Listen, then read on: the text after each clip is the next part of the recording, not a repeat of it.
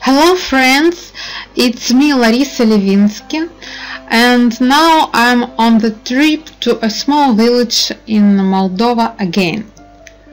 Today a cold windy day in mid-winter. This is a small village located south of the town of Bendera, and this village called Ursaia. In the English language translate as bear.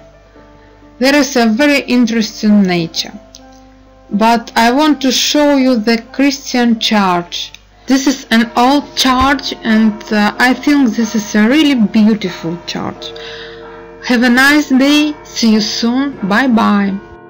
There is a church of the Holy Virgin in the village of Ursaia. This is a former Turkish mosque. For the Buddhist peace treaty in 1812, the land of Bessarabia were annexed to Russia. The former Turkish mosque was converted into a Christian church.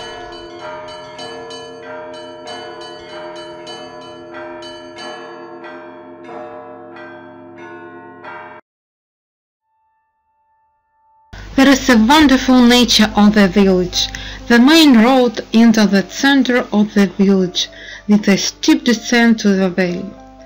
At top of the hill you can see the forest.